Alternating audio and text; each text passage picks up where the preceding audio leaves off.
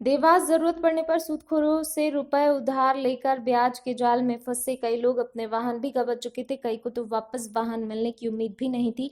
लेकिन कोर्ट के आदेश के बाद जब रविवार को दोपहर औद्योगिक थाने में कलेक्टर और एसपी ने वाहन की चाबियां उनको सौंपी तो चेहरे खुशी से खिल उठे। कार्यक्रम में 10 दोस्त लोगों को वहां पर गए या वाहन भेरूगढ़ के सूदखोर दो भाइयों के कब्जे में थे, जिन्होंने पिछले दिनों में पुलिस ने कब्जे में लिया था। पिछले दिनों थाना औद्योगिक क्षेत्र में सूदखोरों के मामले में ऋणियों का संरक्षण अधिनियम के तहत प्रकरण दर्ज किया गया था। इसमें आरोपी सुरेश और उसके भाई कपिल पिता नन्नूलाल रेखपाल निवासी जय भारत नगर भैरूगढ़ को गिरफ्तार किया गया था।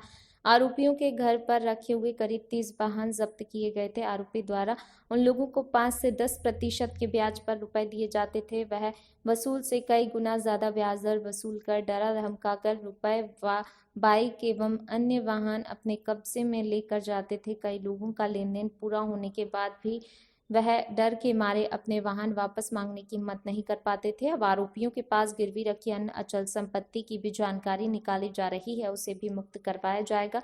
कलेक्टर चंद्र मौर्य शुक्ला एसपी शिवदयाल सिंह ने औद्योगिक थाना परिसर में रविवार को कैंप लगाकर दोपहर में आयोजित कार्यक्रम में वाहन मालिकों को उनकी वाहनों की चाबी सौंप दी। इस अवसर पर लोगों ने कहा कि वाहन मिलने की उम्मीद नहीं थी। इन लोगों को सूदखोर भाइयों का डर इसलिए अधिक था क्योंकि सुरेश हत्या के मामले में आरोपी है और वह पेरोल पर था जब उससे सूदखोरी के मामले में दबोचा गया। कार्यक्रम में कलेक्टर ने कहा सभी प्रकार के माफियाओं पर कार्रवाई की जा रही है। जिन 10 वाहन स्वामियों को वाहन लुटाए गए उनमें से 9 वाहन सूदखोरों के चंगुल में फंस गए थे, जबकि एक वाहन बाइक MP40ML5286 ऐसा है जो बेचने के लिए वाहन स्वामी धागड़ ने अपने मित्र ऑटो डील का काम देखते हैं उसको दी थी। ऑटो डील से यह वाहन सूदखोरों के गोदाम में रखवा दिया था, तभी पुलिस कार्रवाई हो गई। इसमें यह वाहन भी पुलिस के कब्जे में आ गए।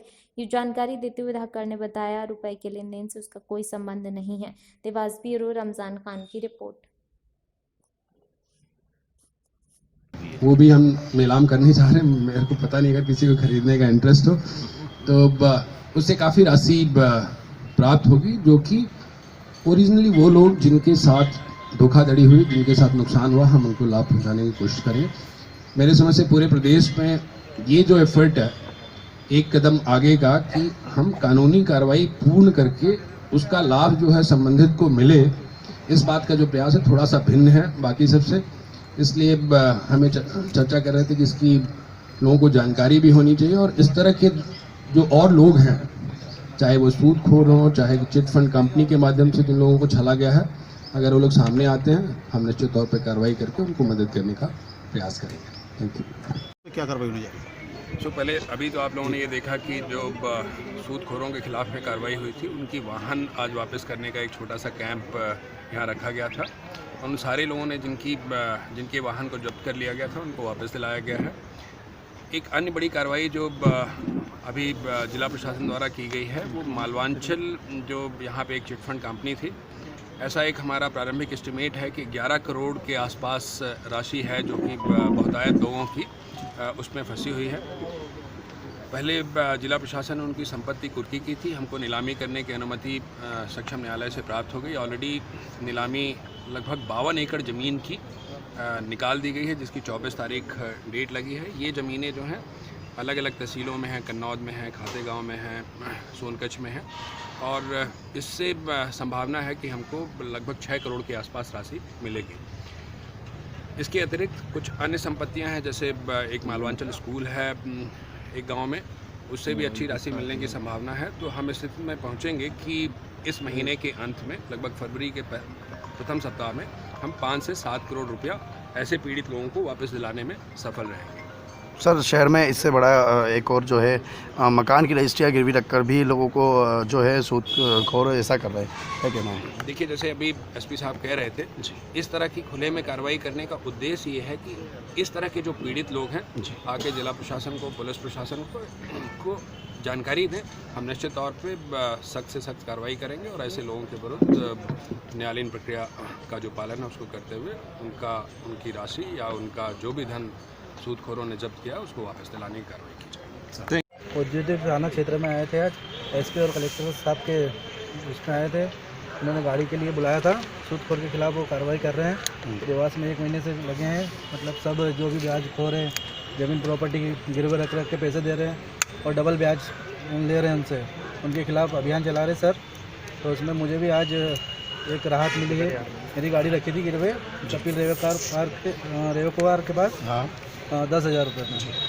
आज 10 महीने हो गए और 10% ब्याज ले रहे थे। आज गाड़ी कलेक्टर साहब ने मुझे दे दी है। क्या मानते हैं आप, कैसी पहल है सरकार की और क्या है? बहुत अच्छी पहल है। मैं कलेक्टर साहब का बहुत धन्यवाद करना चाहता हूँ, एसपी साहब का बहुत धन्यवाद करना चाहता हूँ, औद्योगिक थाने की पूरी टीम को बहुत धन्यवाद देना चाहता हूँ, क्योंकि ऐसे इस अभियान चला के गुंडों और एक सूदखोरों के खिलाफ कार्रवाई करते रहेंगे तो देश में शांति भी फैली रहेगी। सरकार का ये जो फैसला है, मुख्यमंत्री का जो फैसला है सूदखोरों के खिलाफ, बहुत सही फैसला है सरकार का, और सरकार बहुत अच्छा काम कर रही है अभी। आपका नाम? पप्पू पूरी गोस्वामी।